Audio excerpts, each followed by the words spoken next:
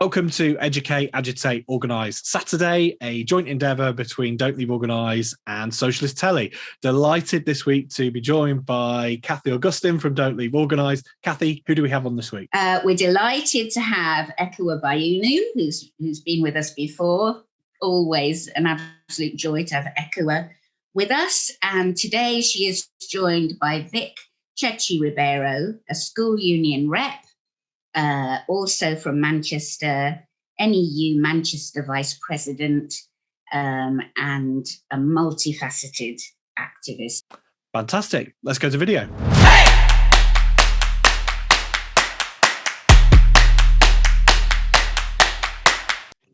On last week's programme, we heard from Richard Bergen about his work in Parliament and outside of Parliament in opposition to the Police Crime and Sentencing Bill.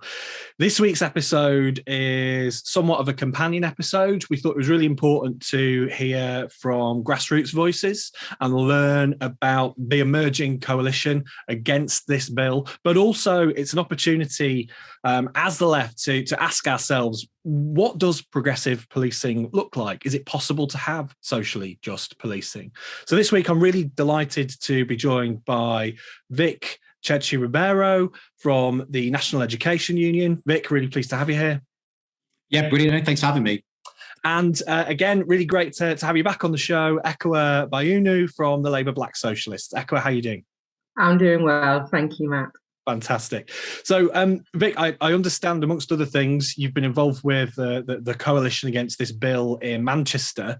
We've talked before on this programme about how broad that coalition is. You know, it's young, it's working class, it's black, it's white.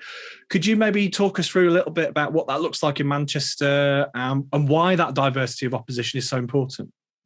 Yeah, absolutely.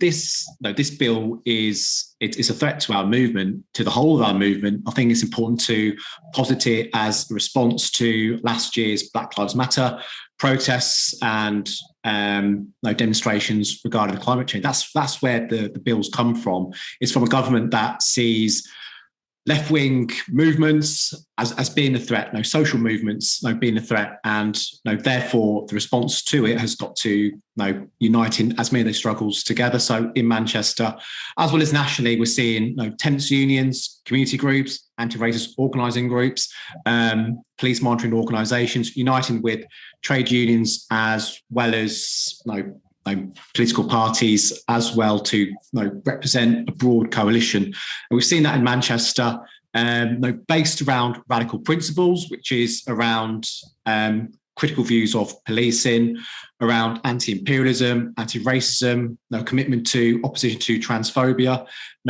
groups that are at the sharp end of policing, the sharp end of what this bill represents, coming together on that basis to start thinking about how we resist these things and start thinking about what sort of society doesn't need hyper-policing.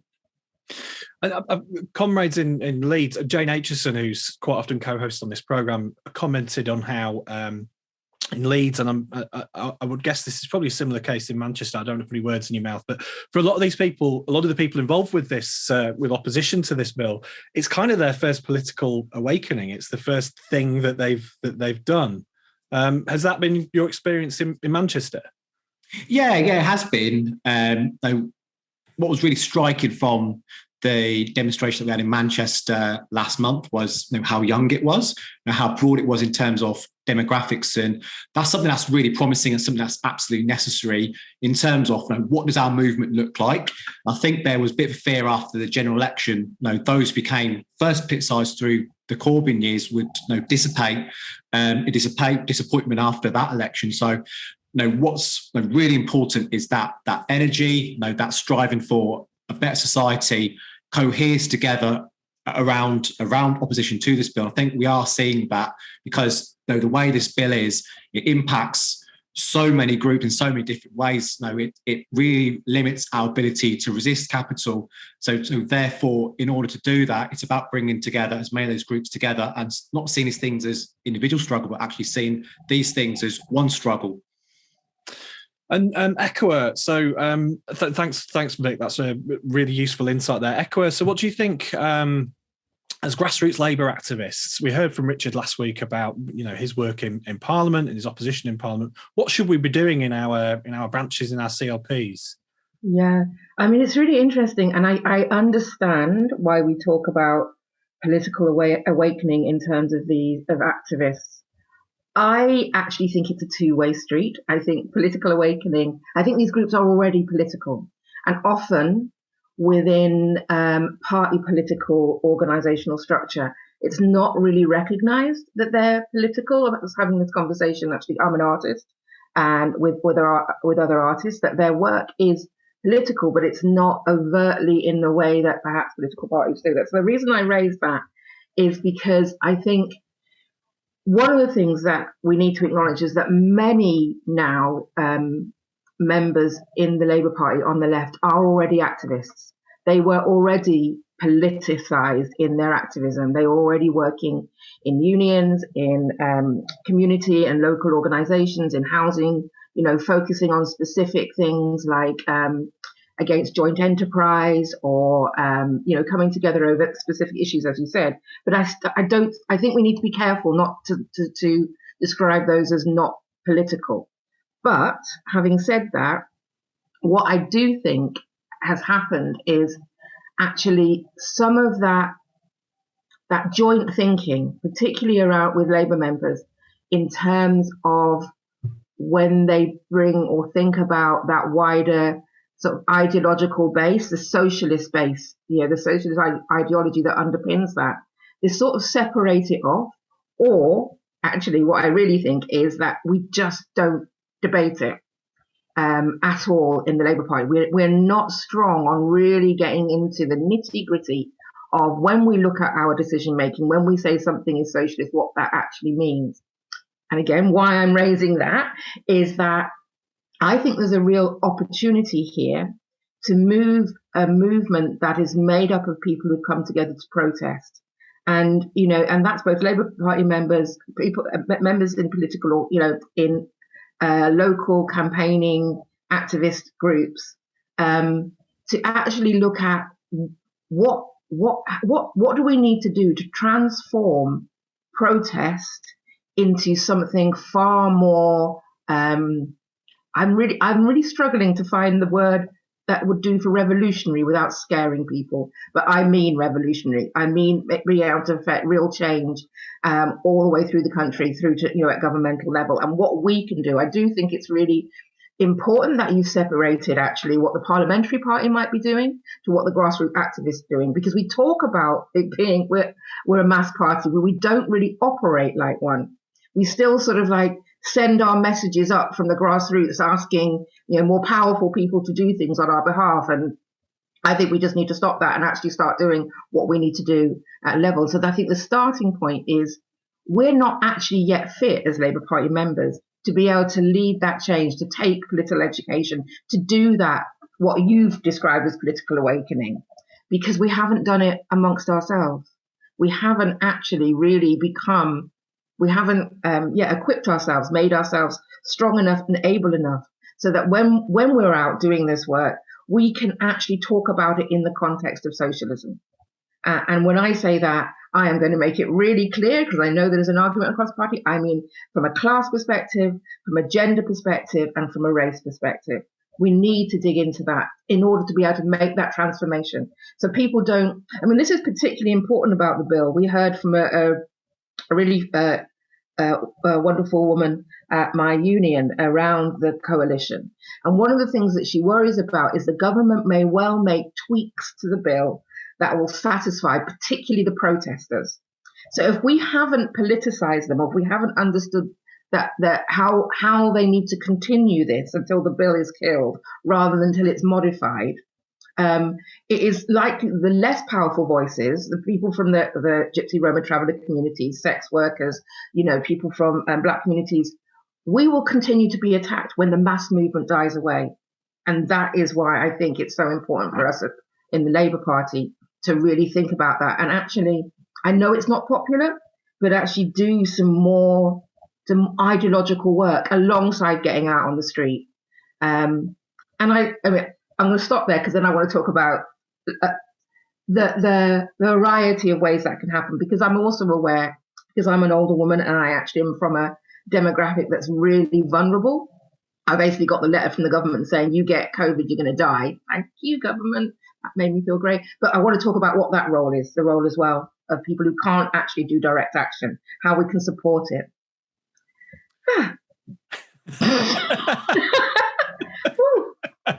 Wasn't sure I had much to say. Well, listen, I mean, Ekua, do you want to do that now? I mean, so look, I think there's a lot I would like to hear your thoughts on, both of you, about this bill. Seems to me fundamentally it's about criminalizing communities and spaces. And I mean, we live in a country that has barely any common space, common free space, and this is I see this really as a massive attack on that, on what little precious little we have left, and that's why it's so detrimentally affecting the traveller community. I do want to get into that, but I'm really interested to hear a little bit more about how we you know, people who are shielded, how can they get involved? Back to me. Back to you. So I suppose this is where it needs to be a two-way relationship between those activists who are able to get out and do direct action, respecting and working alongside those of us who can't. So if you go back to what I'm saying, which is we need to really become sharper in terms of our awareness of socialism, in terms of us being able to talk about it, so that we can actually shape that argument with this broad mass of people who are out protesting, then that's a real role for those people who can't. But it can be, we don't want to isolate the sort of like people who are doing, I haven't got time, you know, we need to get out there and make change, from political education, from actually like getting people who are out shoulder to shoulder with people on marches going, well, there's this opportunity to learn about this, and also for themselves to become more in tool to talk about it as they're marching. So I think there needs to be a closer coming together between individuals becoming more, taking on political education within the Labour Party and supporting those people who can support that, and seeing that's an essential part of direct action. It's not a sort of separate add-on if you've got time, but I haven't really, because, you know, there's and then I would then move on to a whole other conversation about mental health, and I'm not going to do that right now because I think Vic's probably got some interesting things to say about it. Yeah, Vic, I'd like to bring you in there. So yeah, how do we embed? Well, how do we sort of marry together direct action and political education and have a connected tissue between the two? Yeah, absolutely. No, I think Ekua said quite well. No, the two are very much linked. No, direct action is a form of political education. No, what's really important is that people understand why they're doing direct action. So that's when political education comes in terms of raising awareness, raising the prominence that direct action can do. But ultimately, if we want the sort of transformative change that we want, it can't solely be direct action. We've got to embed ourselves as a movement in workplace and community. And to talk about the bill specifically, ideologically, why are we opposed to the bill? And that sort of goes on to a wider question around the long task ahead is spreading and broadening socialist ideas into workplaces and communities through active rank and file trade union branches, community organisation groups like tenants unions, doing that political education work. Me and Ekua are both members of Greater Manchester Tenants Union, who developing work on anti-racism, embedding anti-racist demands into housing. All of that, what we're doing is that we're taking individuals and we're politicising all the struggles that happen in life. Those types of struggles, be it in the workplace, in the community, are all connected, and it's all one struggle against capital. And ultimately, that's what's going to develop people into socialists, is that idea that the individual strife that they have, the collective solution to that is exactly that. It's one that's got to be based, uniting with people in the workplace and community, but ultimately it's something that needs its own political expression, which is why this coalition building work around the bill is so important. It's bringing together different existing struggles and organisations together in a way that strengthen those individual organisations through joint work, joint political work as well. So, it's a really important moment, I think. A year or so after the election, got this big attack that's coming into us in terms of our ability to organise and resist. And the response that we've got to do is to actually do the long, hard work where we have been lacking for so long in terms of the strength of our trade unions, in terms of the strength of our community organisations, having a socialist outlook. Now's the time to be doing all these sort of things. Can I just jump in there? Because one of the things Vic and I have experienced is that you may well get resistance to this. I think we have a culture that has developed, and I'm interested in why, because I can't tell you why, but we've have a culture of activism that has developed sort of silo activity. This is what we're doing. We are, supporting Palestine. We are supporting housing. We are, and there will be a pushback that somehow, if you widen that, and I don't know whether that is because how capitalism operates on us, that for us to carve out our activism in a capitalist world, we have to try and simplify it. But I think we need to recognize that this silo way of working is embedded in grassroots activism, and actually equally in the Labour Party. Like when I joined the Labour Party, it was like being told that you were a newborn infant. Like nothing of your experience mattered at all, and you'd done nothing and were nothing. I mean, literally, I almost had that shouted in my face. And so I think even in the Labour Party, it's become very siloed. So there's, like, as we said, like political awakening is what they need rather than what we need, and so I'm flagging it because what we're talking about and what's happening in reality, I think is going to be quite a hard push, but so essential. We can't win this if we don't do this, if we don't actually really start people breaking out of their silos and understanding. So we had the debate about the No Police in Schools campaign, which I'm hoping it will tell you more about. And we actually, as a Greater Manchester Tenants Union, decided to affiliate.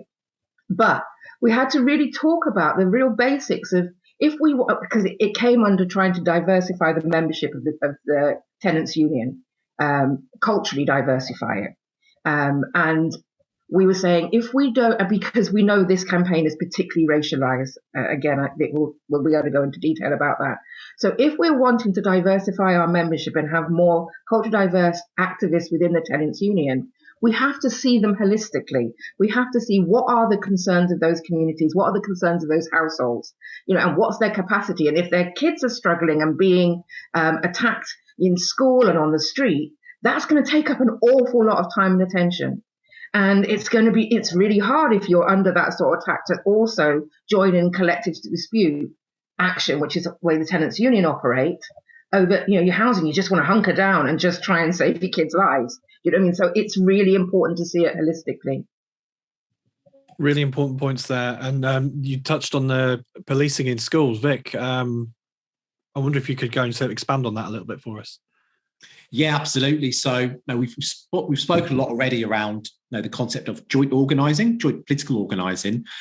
So the union that I'm in, the National Education Union, our Manchester branch is part of a coalition group called the No Police in Schools campaign. So we're the first NEU branch in the country to have affiliated and taken up the No Police in Schools position alongside anti-racist organisations like Kids of Colour and Northern Police Monitoring Project locally as well. So why have we done that? So the Mayor of Greater Manchester, Andy Burnham, part of his plan for schools is placing 20 school-based police officers in schools across the region, which is a big expansion of policing in our schools. So what do we mean by school-based police officers? We don't mean the police officer coming in for an assembly once a year and giving a bit of advice. What we talk about is a police officer having an actual office in a school, base in the school, patrolling the corridors, being there in the gates, start at the end of the day.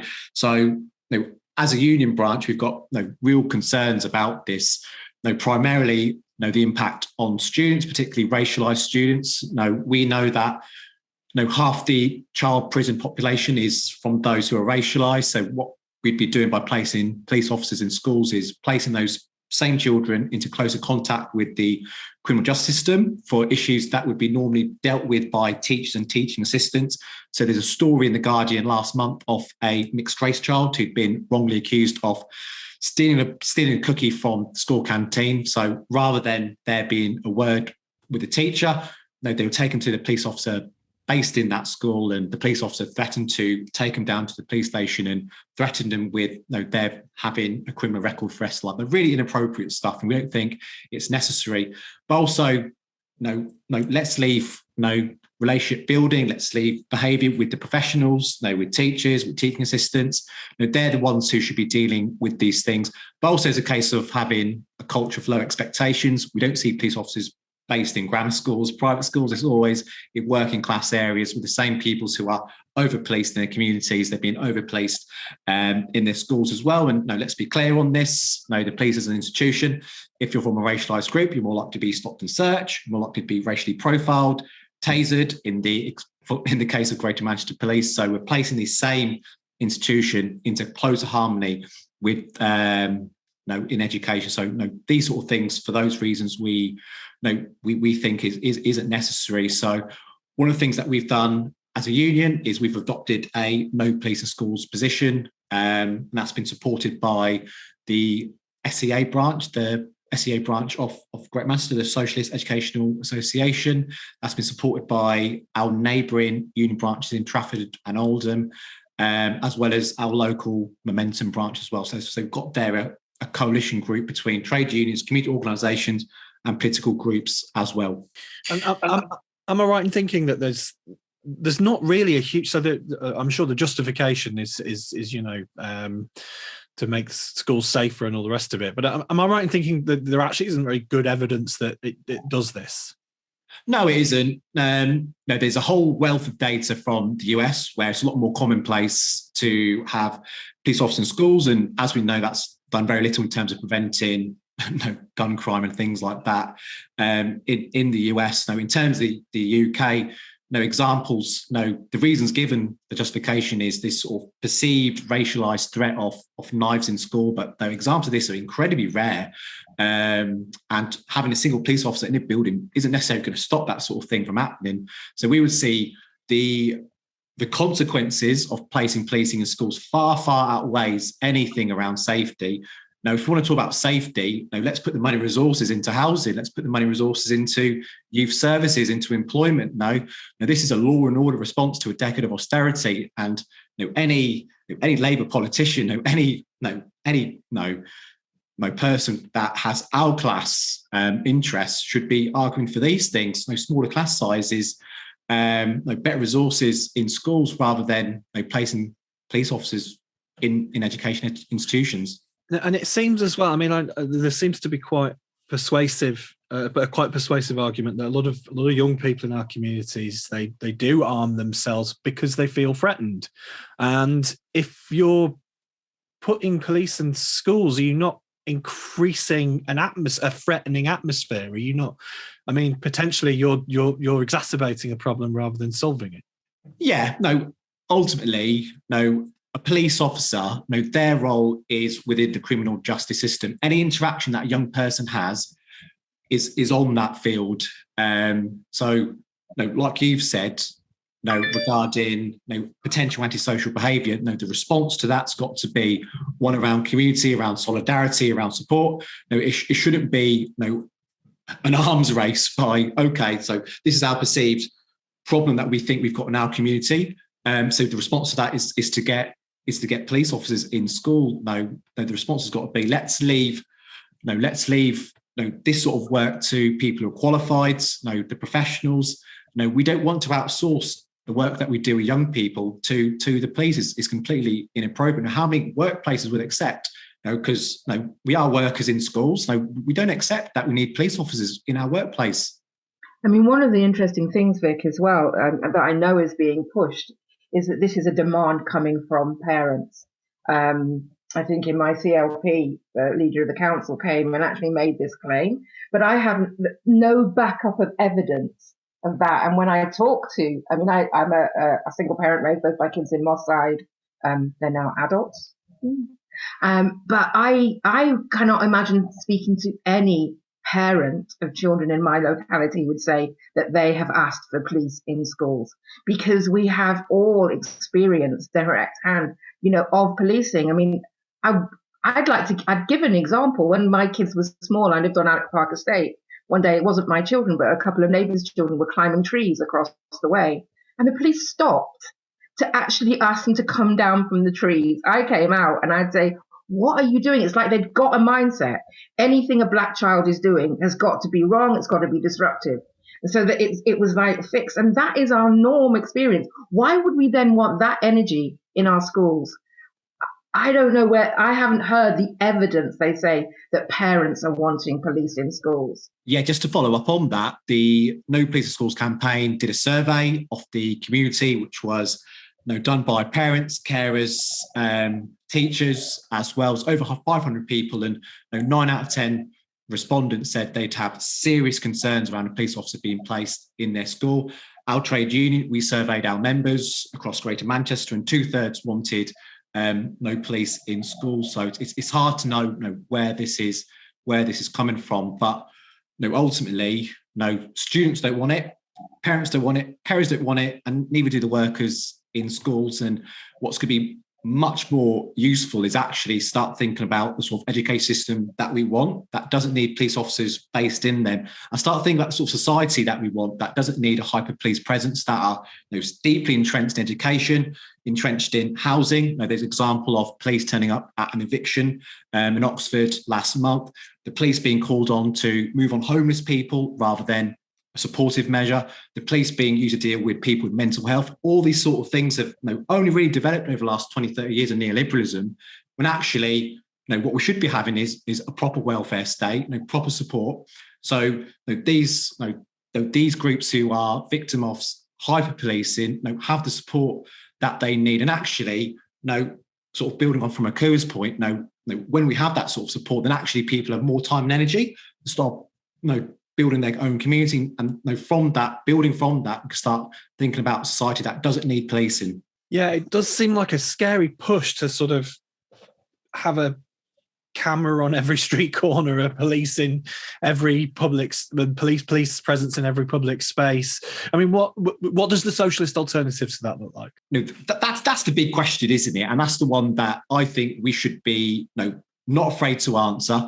If anything, under the Corbyn years, they were reluctant to touch policing, touch imperialism. The Labour demand was more police on the street. But we're not talking about individuals, not about rotten, bad apples, police officers that can be dealt with by more black police officers or having better training. The institution of policing is intrinsically anti-working class. Where did the police come from? It was developed to police the colonies, and then it was developed to police working class people. They're there to protect capital and property. So in terms of what the socialist alternative to policing, it isn't saying click of a finger, okay, we're going to shut down all the police stations. What it is building a society that doesn't need hyper policing. It's one where people have options, they've got means of subsistence, they've got employment opportunities, and they have mental health support. We know that people who are racialized groups or who have special educational needs are more likely to be excluded, more likely to end up in prison. Let's start dealing with society's issues as socialists. Let's start building class power in terms of trade unions where people have autonomy, they've got purpose in their work, purpose in their labour, not alienated. Let's get people affordable homes where they feel that they're generally part of the community, don't live atomised lives where they're alienated. Let's do all of these things, these big things that we need to do. And and therefore the reasoning, the need for police will become less and less over time. And that's socialist. Those should be our demands. Excellent answer, Ekua. Yeah, I mean, I think a socialist model starts with a point of respect for people, for all people. And I think what has happened is that even where we feel that we have sort of pro-principle socialism. We are not actively working against the way capitalism is getting us to think.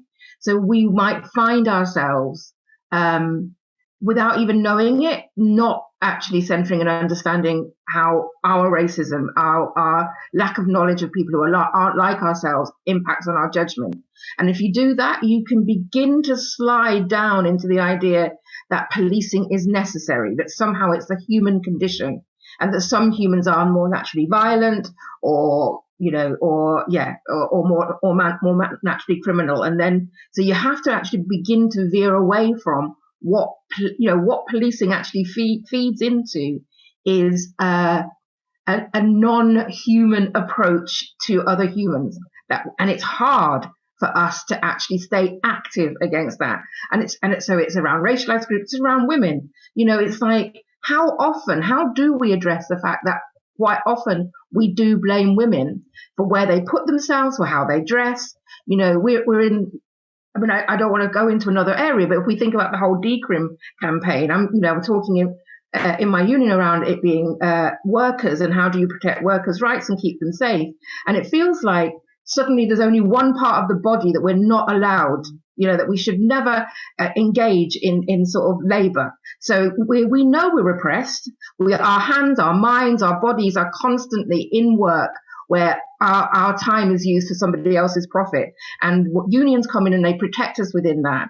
Except if we use our vaginas, sorry to be so blatant, somehow our vaginas as a workplace are not regarded to be a space that unions are prepared to protect. And it's this type of thinking, because we don't go back to the basics of socialism, which goes class, race, gender. How does this impact? How does this move us forward? And I'm going to talk on the micro level, on our individual level, because I think if we don't start taking responsibility for the fact we live in an advanced capitalist society and our attitudes are going to be impacted by those across the board, we are going to find it very difficult to not be quite easily swayed into, well, surely, there's all this, we begin to believe the mantra that every black child carries a knife, that, all young people are sort of disrespectful and are not,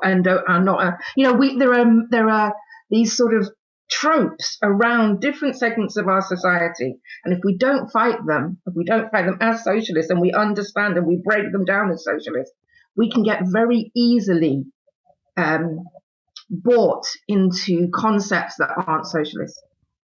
I know I find that is very unpopular, that people find it much easier to go external. And it's important, this is what these protests are around, it's making change. But we need to base it on some of that internal. We haven't any of us been raised in a silo away from the impact of capitalism. I wonder if you've got any thoughts on that, Mick, this idea of, exploring and challenging the tropes that we got embedded in us. No, Ekua was absolutely right to highlight class, gender and race. And the importance of understanding that for a lot of people, they view class through their race. I think there's a famous Stuart Hall quote around that. And the best organising, the best building power accepts that. That's why it's so important for trade unions, for example, to collectively bargain around anti-racism. The trade unions in the US, like in Chicago and LA, have done really, really good work in terms of bringing together anti-racist demands into trade union work. It's absolutely fundamental to the work that we do, because as socialists, the fundamental thing is that we fight struggles wherever they are, against enemies wherever we find them. So the more work we do in terms of that, politically educating workers to understand that oppression takes multiple forms, and actually what we need to do is to stand up and show solidarity with all those struggles, the better it is.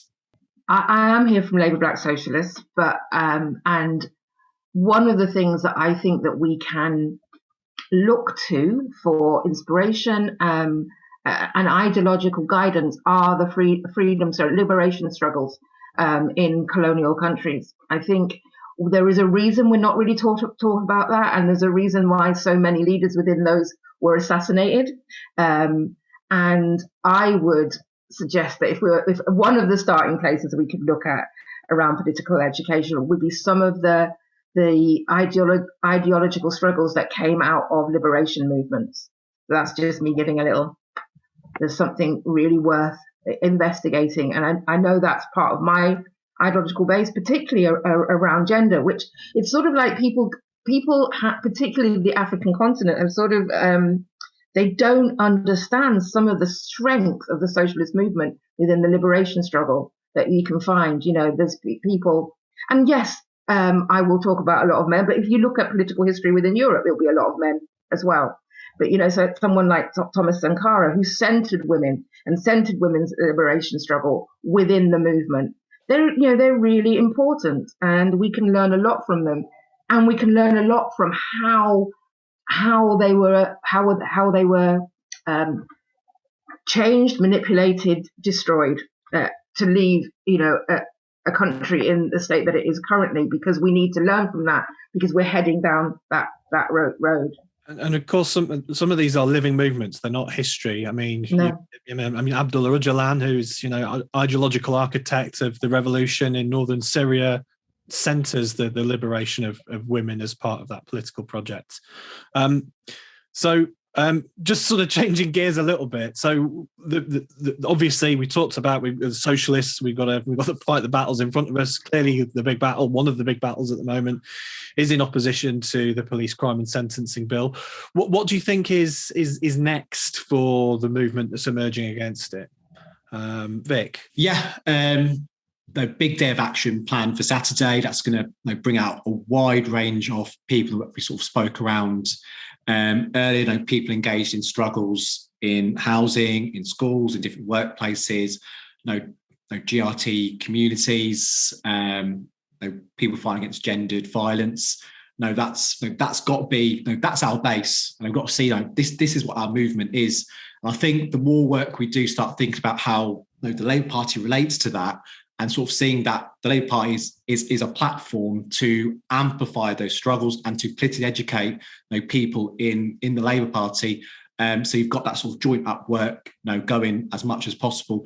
I think also it isn't just a case of just going on a protest. It's about doing that more deeper work in terms of politically educating people, politicising them, encouraging them to join things like tenants' unions, encouraging them to join trade unions. So this sort of stuff that we see on the street actually translate to a greater politicalisation of workers, more militant action for rank and file workers. The more that people sort of see what this bill represents. Who does it support? It supports landlords, it supports the police, it supports big bosses. And on the other side is us. The more that there's more of that framing in terms of the opposition to the police bill is necessary because of what it represents to our class, the better. So there's a short term in terms of dealing with in terms of parliamentary process and almost making ourselves ungovernable in terms of that movement in the streets, but also that long-term project in terms of developing what alternatives look like. We've spoken around alternatives to policing, but let's have that on a broader level and start peering open towards what does a socialist horizon look like and why socialism is the only alternative. And what this bill is it's a response to authoritarian capitalism. It's capitalism in a neoliberal age. Sort of bringing together and sort of consolidating a system that's having ever diminishing returns and disciplining different groups of people to justify that. Yeah. Thank you. Fantastic. Ekua? Yeah, while I was been thinking and listening, and it's really interesting that Vic comes from a union background and what the work that the National Education Union, I'm always bad at, is doing, because actually it's one thing that that we haven't maybe spoken about enough as well, is trade unions and the need for them to also step up and see their role both at the conversation at parliamentary level and at community level, as well as the workplace, to see that continuum. And I know there are some union activists that don't necessarily do that, and say that in the same way that I spoke about that community organising is like, keeping the sign up. It's really important that in our unions, we ask our unions to participate in this as well. Have that conversation with the Labour Party at parliamentary level and the activists on the ground, and have that engagement in community as well as in their workplace. Fantastic. Well, listen, this has been a really fascinating discussion. Thank you so much for your time. Vic, do you have any final message for the people watching tonight? Yeah, absolutely. Really important moment. With the bill. Get involved, get engaged. Get engaged in struggle. We're all engaged in struggle individually. Be it paying too much of your money to a landlord. Be it having a high workload at work and an exploitative boss. Now's the time to speak to people. Build power wherever you are. Seek solidarity. With your family, with your community, and let's start building power. And Ekua mentioned around the need for us to do things ourselves. What's needed now in this moment is independent working class organisation, wherever you are, and let's start building our own base, our own power, and start resisting. Not only resisting, but let's start building anew as well. Fantastic. Ekua, any final thoughts? I'm not going to add to that. Absolutely. Isn't it everything that Vic said? Yes, and feel that empowerment. Because if I was going to add anything, it would be another program. I'm always saying that because then I'm an artist, so I want to talk about that. Yes, but what Vic said. Fantastic. Well, listen, thank you. Huge thanks to both of you for coming on. Really interesting talking to you both.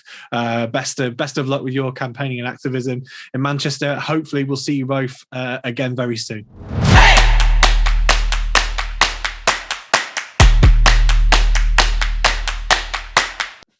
So, really delighted to have Ekua back on. It's always a real joy to speak to her, and it was really great to hear from Vic as well. I learned a lot there. There was a lot to think about, I think, and I think this bill does sort of force you to look at the bigger picture in a lot of regards, doesn't it? And question things. What were your thoughts, Kathy? Well, when I actually was privileged enough to speak at a Kill the Bill protest in Oxford, and I was trying to draw something together quite punchy to show that this is not new. And I started with a quote from Frederick Douglass as far back as 1857. If there is no struggle, there's no progress. Power concedes nothing without a demand. It never did, and it never will. So we need to demand. We need to demand in solidarity and in unity.